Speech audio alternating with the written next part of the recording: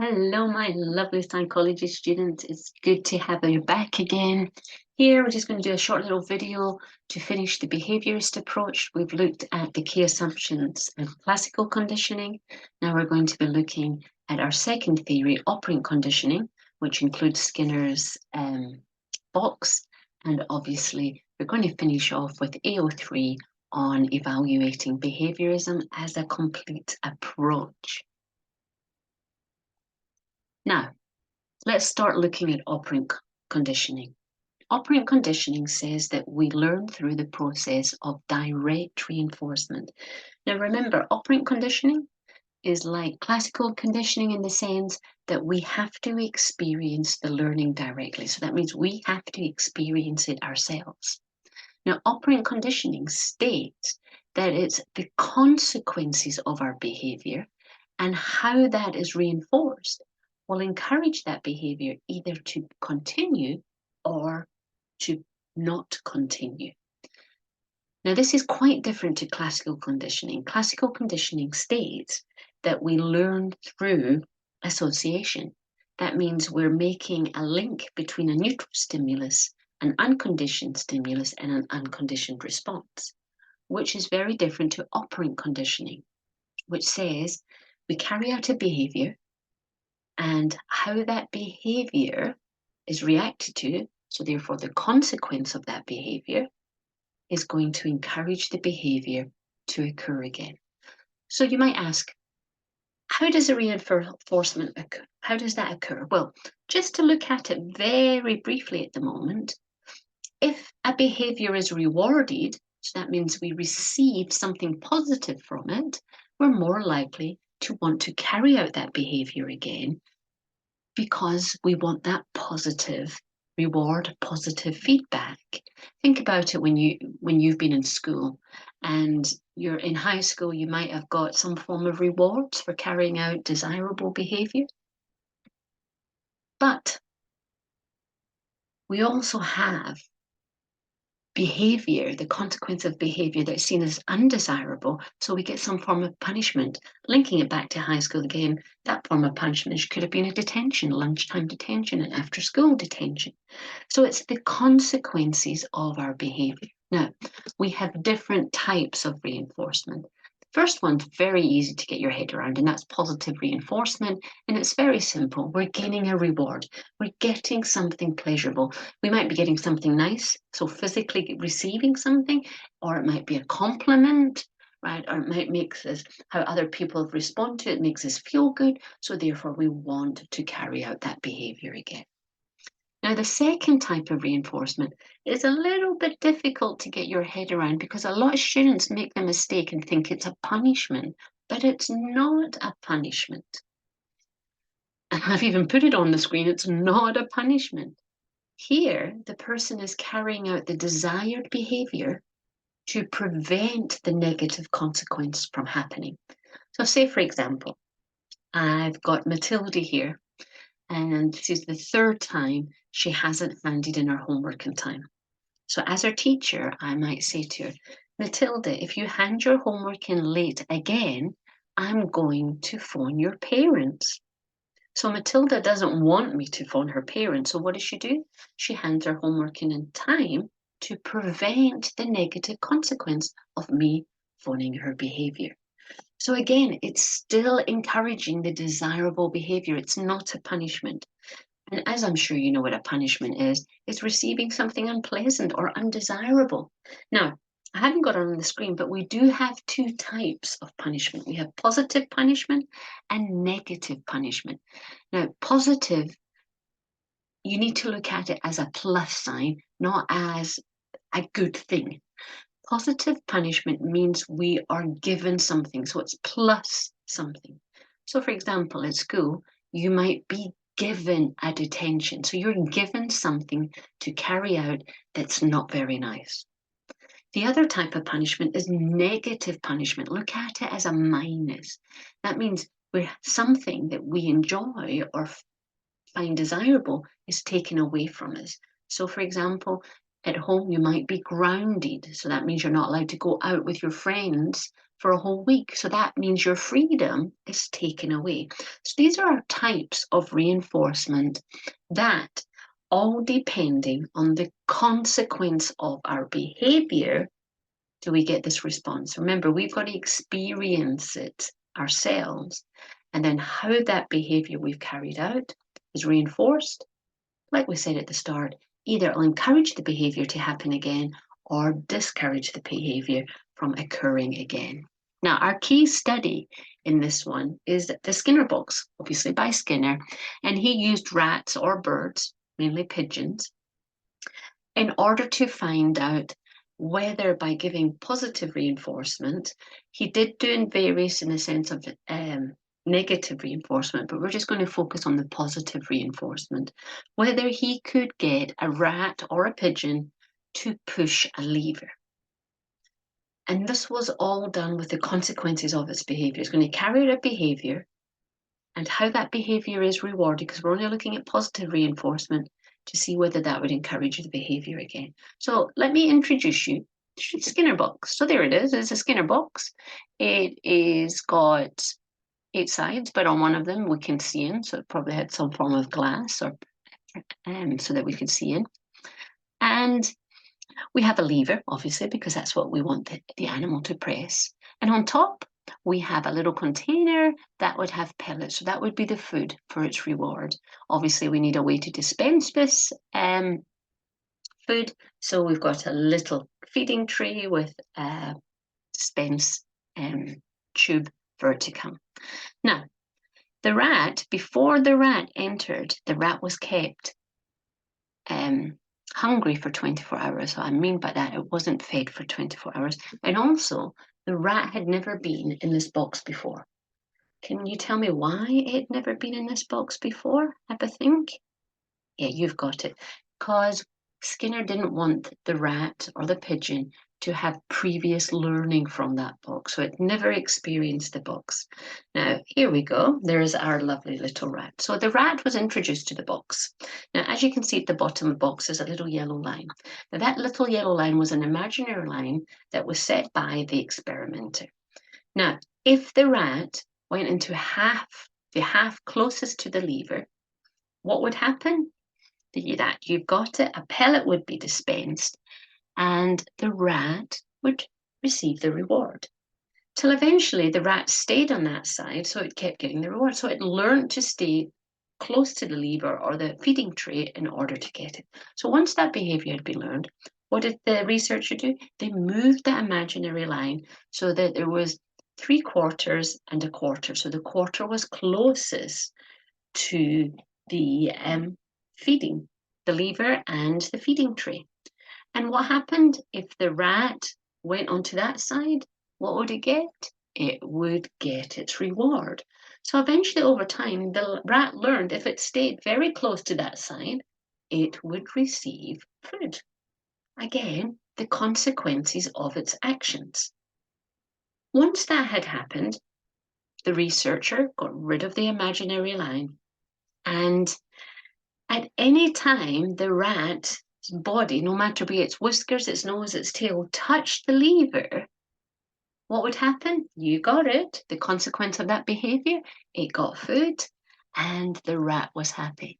Till eventually it would just keep touching the lever. Again, the consequences reinforced that behavior, so it encouraged the rat to do it. Now, remember, learning takes a while, so it would have taken a little while. So our final condition, what the experimenter did, only if the rat stood on the lever, and come on, we all know that if it stood on the lever, what would happen? The lever would push. And what would the rat get? That's it, you've got it. It would get a pellet and fed. And over time, the rat learned to push a lever. So really, here we can see it was the consequences of the behavior that got the reward. That reward encouraged that behavior to happen, and that's the learning process. And what did Skinner conclude? So each time the rat received a reward, it would repeat that behavior. So findings showed positive consequence encouraged the desirable behavior. So what can we conclude? This suggests that positive reinforces increases the likelihood of the behavior being repeated. So we can see that a reward was very much a positive thing. Now, if we're just looking at Skinner's study itself, great thing. It was a laboratory experiment. It was highly controlled.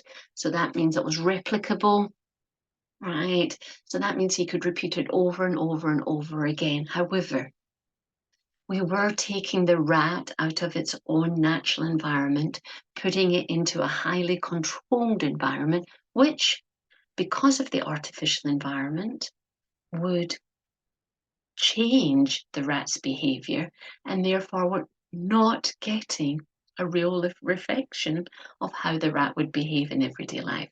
But also, we could say that a little bit unethical because we kept it hungry for 24 hours, right, on that aspect.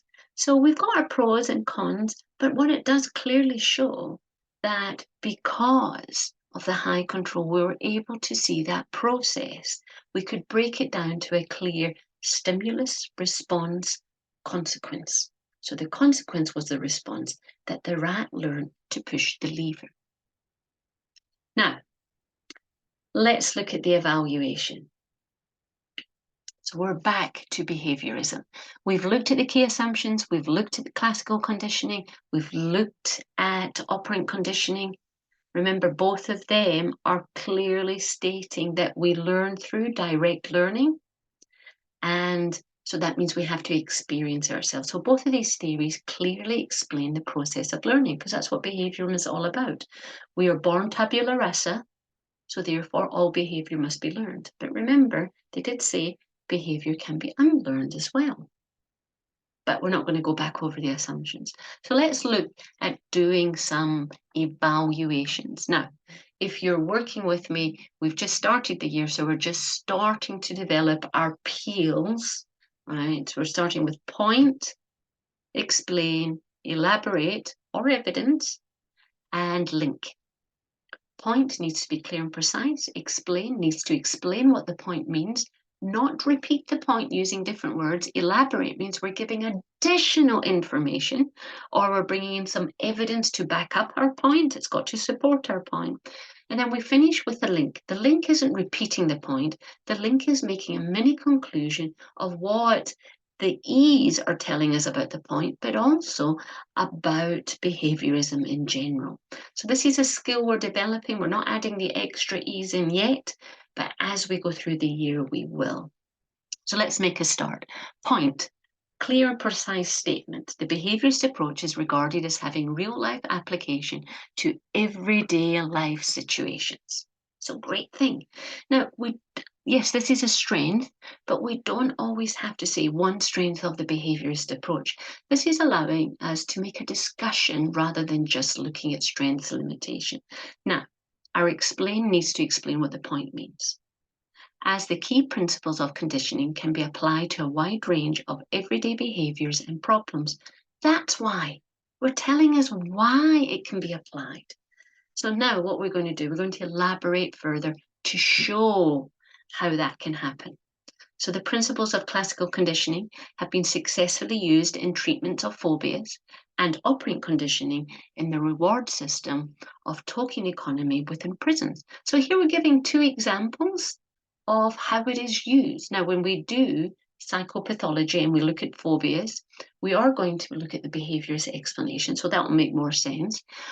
We're looking at token economy, so when we do forensic psychology, we will see the token economy. But I'm sure, as we've seen in high school, that you had your stamps. That was your token economy that you could trade in to get a prize.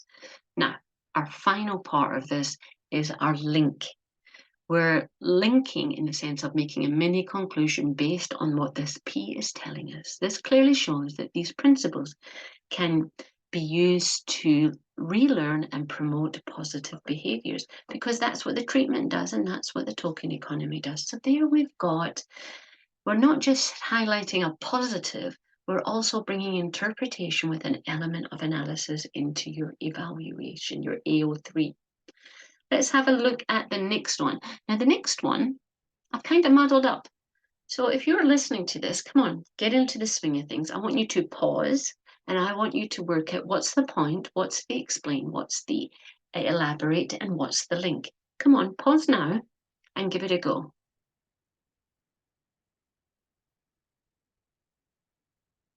I really hope you have paused rather than just waiting for me to move on. So let's see how you got this. Remember, a point is a clear and precise statement. So the behaviorist approach has been stated as having a mechanistic view of behavior. You might think, oh man, what does mechanistic mean? Mechanical. Think about it, simplify the word machine. So you know what a machine's like? Doof. It kind of just does a set thing over and over and over and over again. So how does this apply? Remember, explain what does the point mean. As the animals are seen as being passive participants and having machine-like responses to the environment, a simple stimulus response. That's what it means. We're not repeating the point, we're explaining the point. Now, elaborate. We're going to explain it a little bit more, adding in some more information. Other approaches, such as the cognitive and social learning theory, state that mental processes play an important role during the learning process. So what's this doing?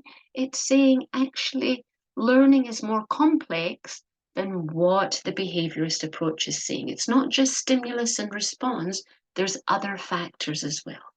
So let's make our link, our little mini conclusion.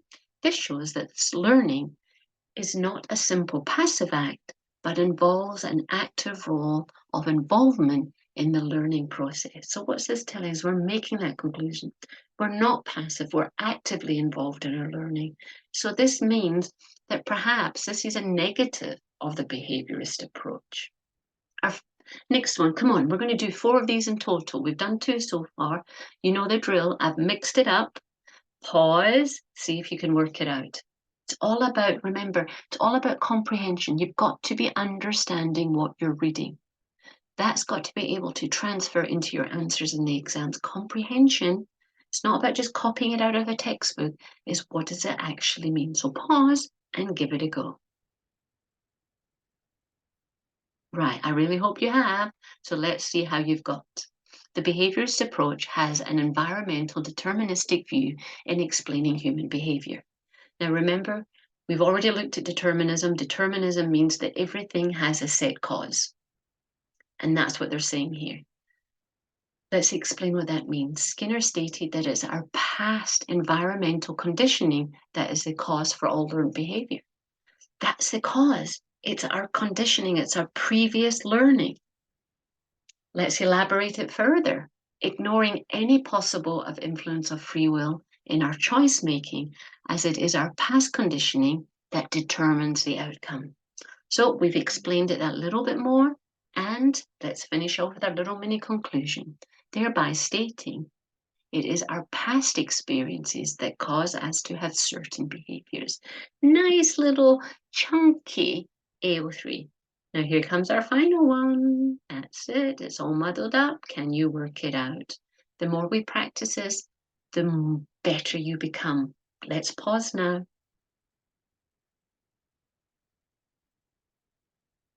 Right, I really hoped you'd pause. Let's check, see how you got on. A limitation of the behaviorist approach is the ethics in conducting research would affect the overall findings. So again, quite a busy point there because it's talking about ethics and how that can affect our overall findings. So what does it mean? The animals used in the research were harmed and placed into stressful situations. Yes, they were. That's the ethics. Let's elaborate further. This could have affected how they react within the environmental situation. Rats don't usually, and let me explain this, rats or birds, they don't usually interact with the environment on their own.